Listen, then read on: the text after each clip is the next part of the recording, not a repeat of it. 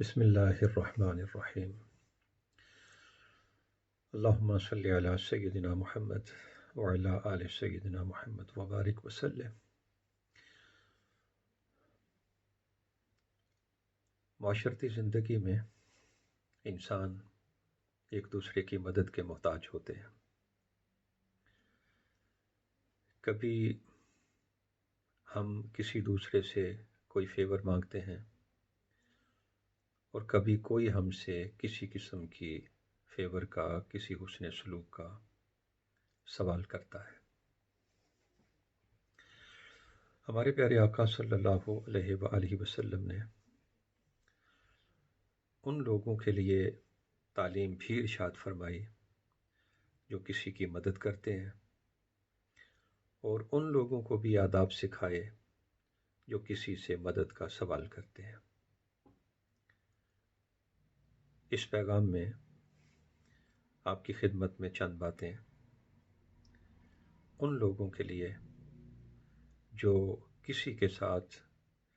حسن سلوک کرتے ہیں، اس کی مدد کرتے ہیں، خواہ وہ مالی مدد ہو، خواہ وہ اخلاقی مدد ہو،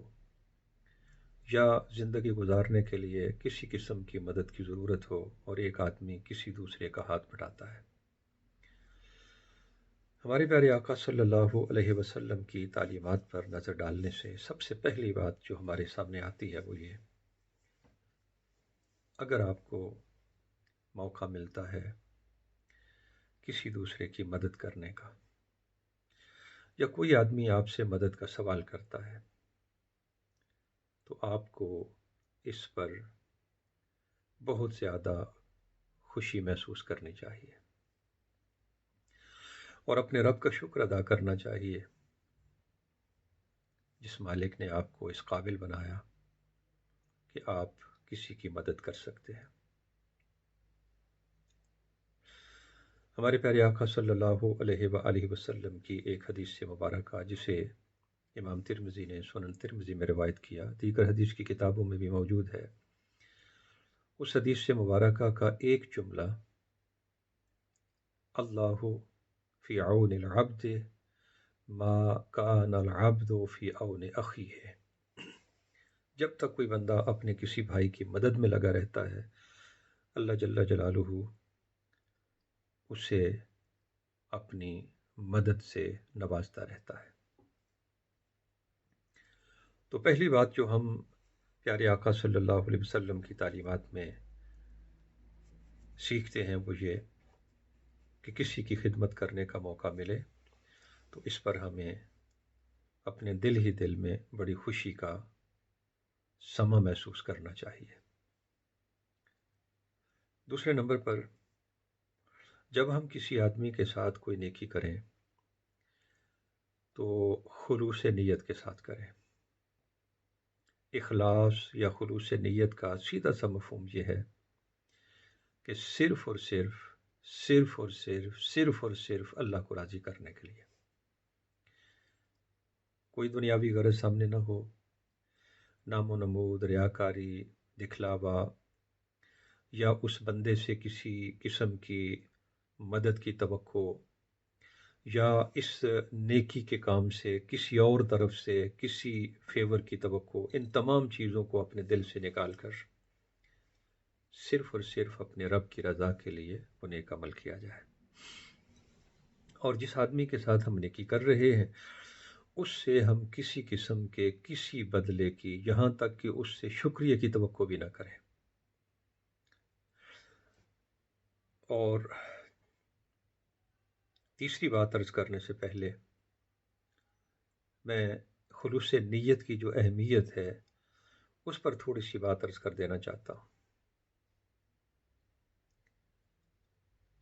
ہر وہ کام جو ہم کسی دنیاوی غرض کے لیے کرتے ہیں، اللہ پاک اس کا بدلہ ہمیں اس دنیا میں دے دیتا ہے، آخرت میں ثواب نام کی کوئی شے ہمارے مقدر میں نہیں ہوگی۔ ہر وہ کام جو ہم کسی بندے کو راضی کرنے کے لیے کرتے ہیں، کل قیامت کے دن اللہ پاک فرمائے گا جا کے اسے اپنا بدلہ لے لے۔ اللہ کی بارگاہ میں انسان کو ثواب ملے گا صرف اور صرف ان اعمال پر جو بندے نے اپنے رب کو راضی کرنے کے لیے کیے، اور یہ دیکھنا ہو کہ کیا واقعی میں نے اپنے رب کی رضا کے لیے کیا ہے، کیا واقعی خلوص جو ہونا چاہیے وہ موجود ہے۔ اس کا آسان سا طریقہ یہ ہے کہ جس آدمی کے ساتھ آپ نے نیکی کی اس نے آپ کا شکریہ ادا نہیں کیا، آپ کے دل کی فیلنگ کیا ہے؟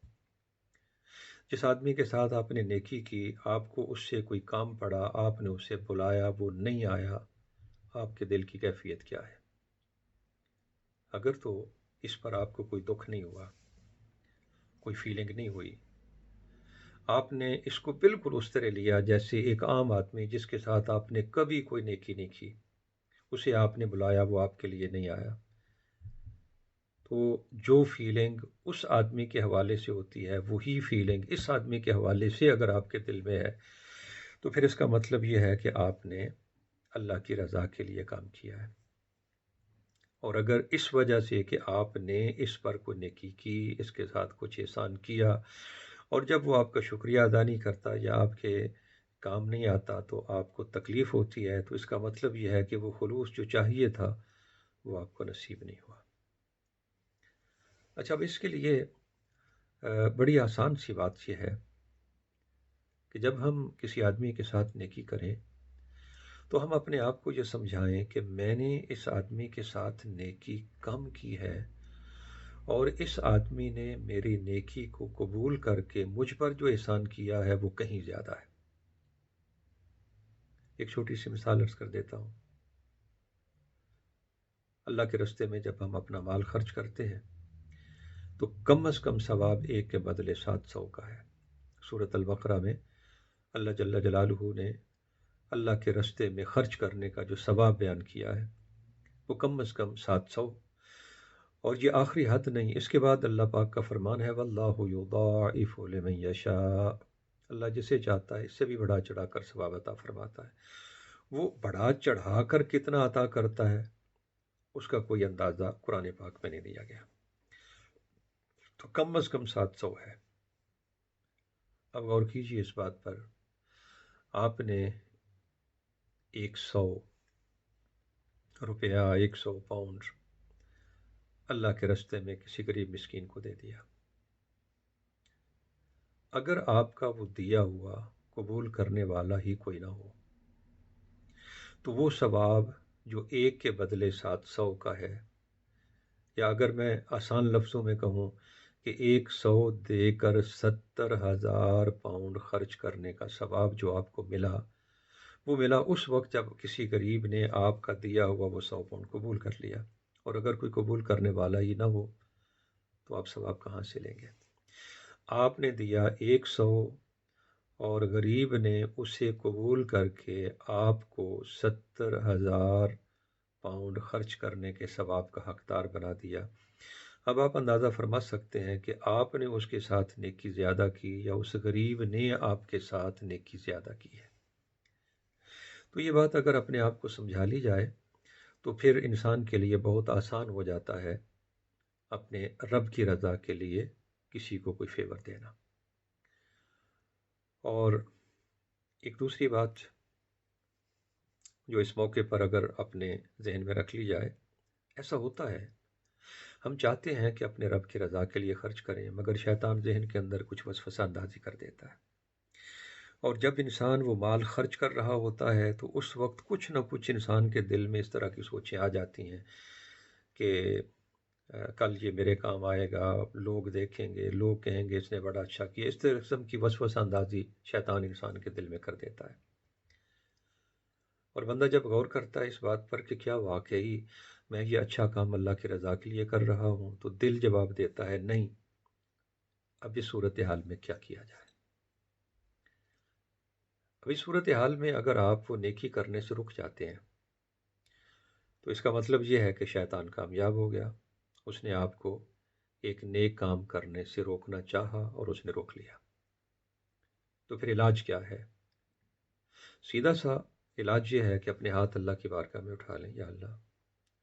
میں تو یہ کام صرف تیری رضا کے لیے کرنا چاہتا ہوں،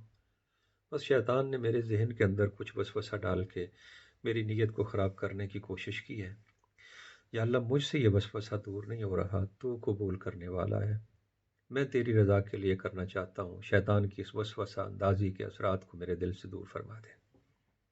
بس اتنی دعا کر کے آپ اس نیک کام کو کریں۔ اللہ کی بارگاہ سے یہ امید ہے کہ وہ ثواب جو خالصۃ للہ کرنے والے بندوں کو ملتا ہے وہ اللہ پاک ہمیں بھی عطا فرما دے گا۔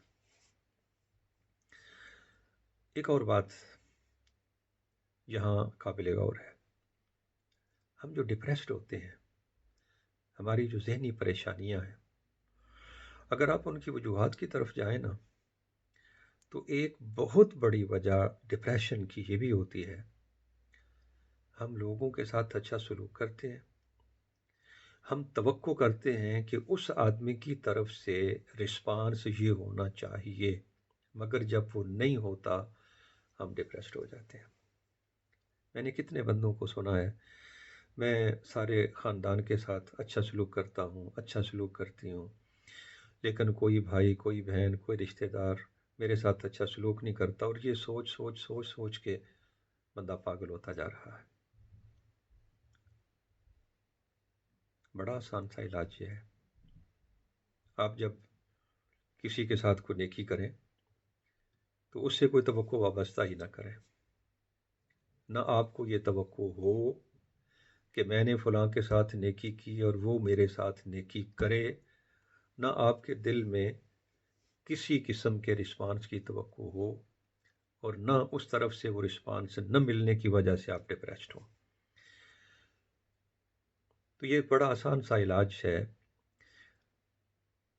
اس ڈپریشن سے بچنے کا جو ہمیں ہوتا ہے اس وقت جب ہمارے رشتہ دار، دوست احباب، میاں بیوی آپس میں ایک دوسرے کی توقعات پر پورا نہیں اترتے، تو انسان ڈپریسڈ ہو جاتا ہے، اور اس سے نجات کا ایک سیدھا سا آسان سا حل یہ ہے، بیوی اپنے خاوند کی خدمت کرے صرف اللہ کو راضی کرنے کے لیے، اس بات سے بے پرواہ ہو کر کہ خاوند کی طرف سے رسپانس کیا ملتا ہے۔ خاوند اپنی بیوی کو ٹائم دے، اس کی جتنی بھی ضروریات ہیں وہ پوری کرے، اس کا خیال رکھے، اس کے ساتھ نرمی کا سلوک کرے،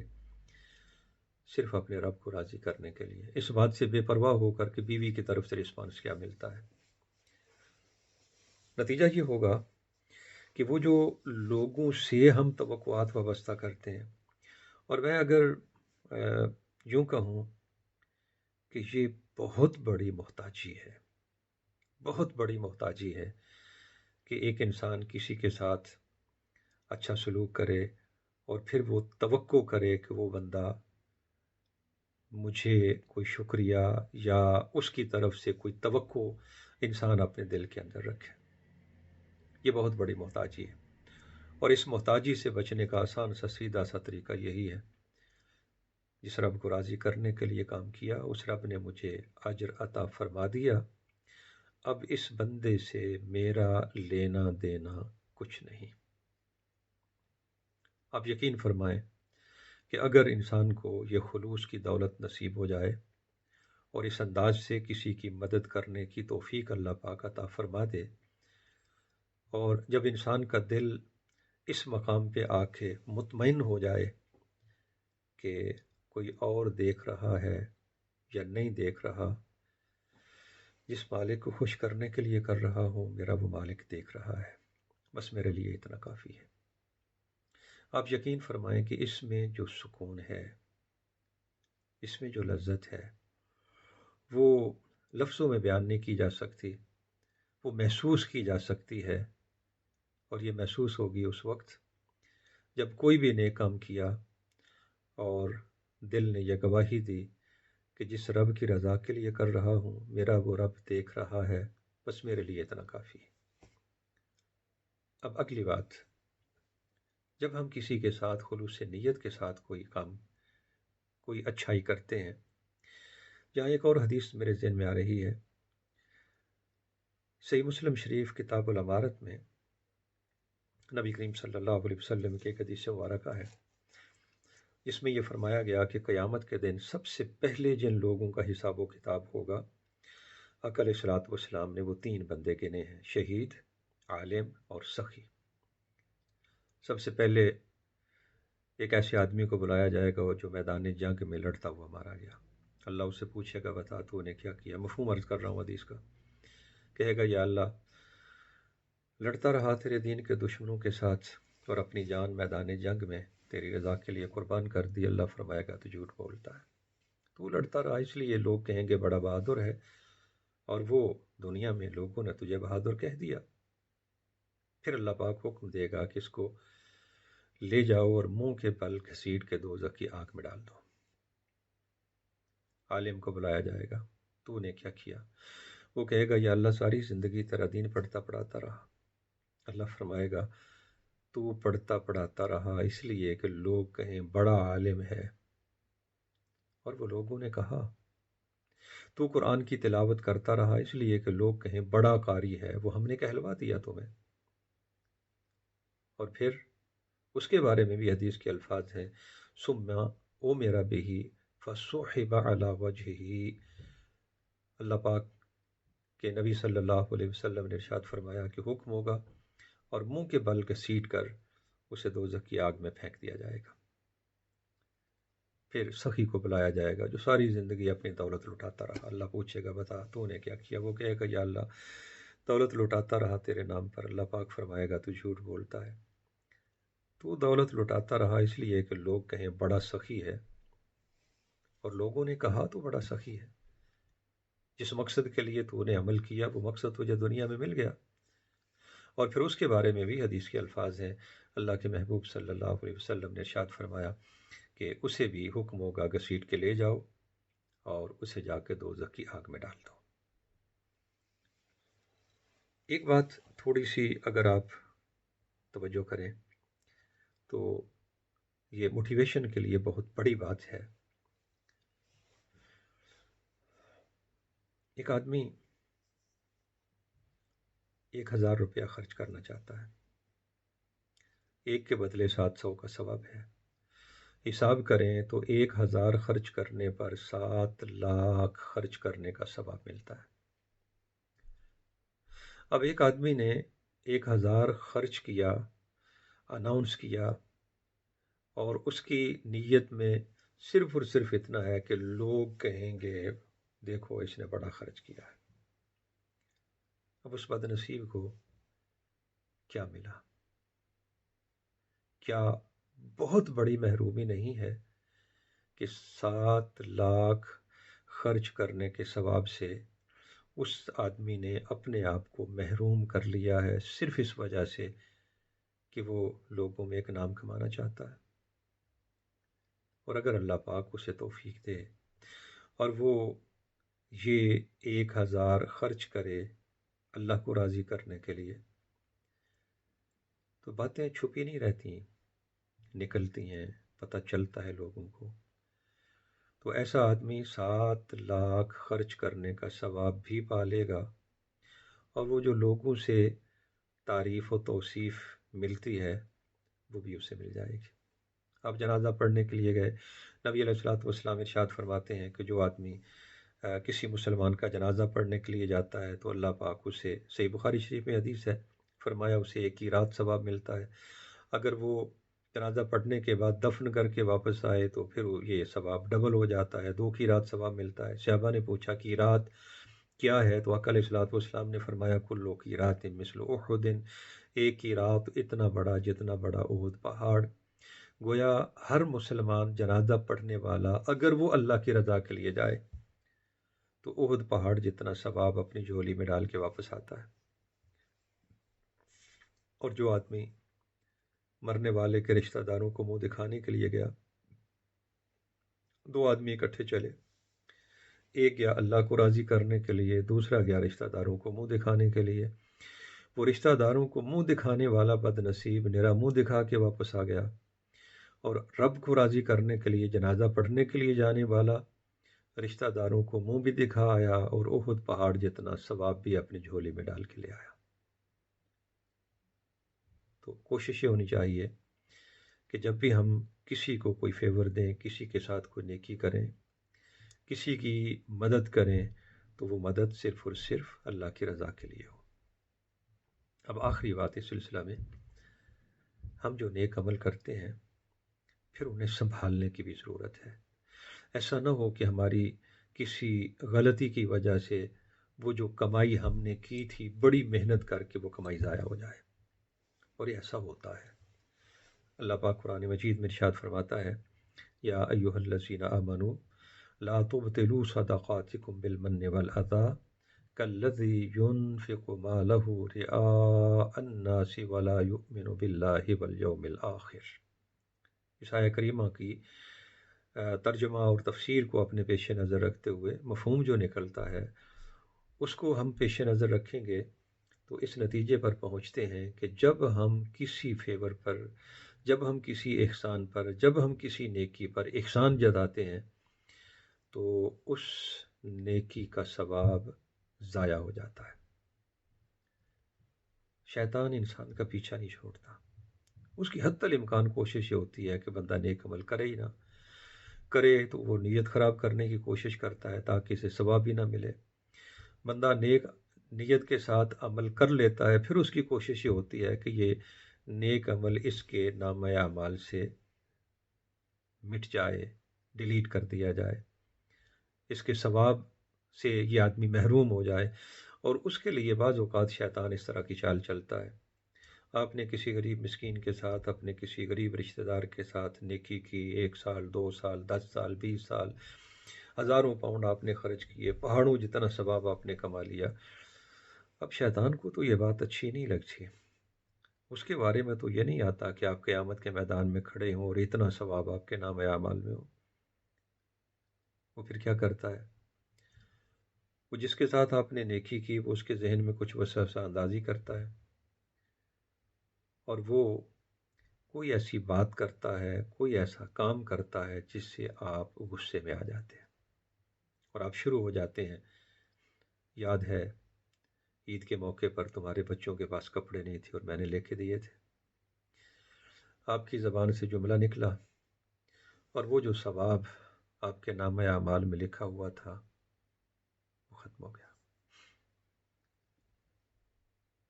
آپ جو غصے میں ہیں، جذبات میں ہیں، آپ اپنے غصے کا اظہار کر رہے ہیں، یاد ہے تیرے گھر میں کھانے کے لیے کچھ نہیں تھا، میں نے کپڑے لے کے دیے تھے، وہ ثواب بھی ضائع ہو گیا۔ ہوتا یہ ہے کہ کئی سالوں کی ہزاروں پاؤنڈ خرچ کر کے کی ہوئی محنت کی کمائی چند لمحوں میں اپنی زبان سے چند جملے بول کر ہم برباد کر بیٹھتے ہیں۔ تو یہ ضروری ہے کہ جب ہم کسی کے ساتھ کوئی احسان کریں تو احسان جتا کے اپنے نیک عمل کو ضائع نہ کریں۔ جب ہم اپنی زبان سے اس طرح کے الفاظ نکالتے ہیں تو اس آدمی کا زیادہ سے زیادہ نقصان یہ ہوتا ہے کہ اگر کوئی بندہ سن رہا ہے تو وہ کہے گا کہ یہ کتنا ناشکرا ہے، اس آدمی نے اس کے ساتھ اتنی نیکی کی اور اس نے اس کا شکریہ بھی ادا نہیں، زیادہ سے زیادہ یہ ہوگا۔ لیکن آپ کا نقصان کیا ہوا؟ وہ جو سالوں کی کمائی تھی آپ کی، سارے کی ساری برباد ہو گئے۔ تو خلاصے کے طور پر میں ایک بار پھر یہ بات عرض کر کے اپنی بات کو ختم کرنا چاہتا ہوں۔ اگلے میسیج میں انشاءاللہ ہم یہ ڈسکس کریں گے کہ جس آدمی کے ساتھ کوئی نیکی کرتا ہے، کوئی آدمی اگر ہمارے ساتھ نیکی کرے تو ہمارے لیے اللہ کے رسول صلی اللہ علیہ وسلم کی تعلیم کیا ہے۔ جب ہم کسی کے ساتھ کوئی نیکی کریں تو سب سے پہلی بات ہمیں اللہ کا شکر کرنا چاہیے، جس مالک نے ہمیں توفیق دی، جس نے ہمیں اس قابل بنایا کہ ہم اس کی مخلوق کے کام آ سکیں۔ ہمیں کسی کی مدد کرنی چاہیے خالصتاً اللہ کی رضا کے لیے، کوئی دنیاوی غرض ہمارے ذہن میں نہ ہو۔ جس کے ساتھ نیکی کریں اس سے کسی قسم کے بدلے کی کوئی توقع نہ رکھیں، کسی شکریہ کی، کسی قسم کی کسی بدلے کی کوئی توقع نہ رکھیں، بلکہ ذہن کے اندر 100% یہ سوچ کار فرما ہو کہ جس رب کو راضی کرنے کے لیے میں نے کیا اس رب نے مجھے اجر عطا فرما دیا، بس جو اجر لینے کے لیے میں نے کام کیا تھا وہ اجر مجھے مل گیا، جس سے نیکی کی ہے اس سے میرا لینا دینا کچھ نہیں ہے۔ اور زندگی میں کبھی بھی کسی کے ساتھ جو نیکی کی اس پر احسان نہ جتایا جائے۔ یہ زبان سے نکلے ہوئے احسان جتانے کے چند کلمات ہمیں زندگی بھر کی بہت ساری کمائی جو بڑی محنت سے ہم نے کی تھی، زبان سے نکلے ہوئے چند جملے ہمیں اس سے محروم کر سکتے ہیں۔ اللہ پاک ہمیں توفیق دے کہ جب ہم کسی کے ساتھ کوئی بھلائی کریں تو اس کی رضا کے لیے کریں، اور بھلائی کرنے کے بعد پھر ہماری زبان کبھی بھی اس طرح کا کوئی ایک لفظ بھی نہ نکالے جو احسان جتانے کے زمرے میں آتا ہے۔ آمین وآخر دعوانا ان الحمد للہ رب العالمین۔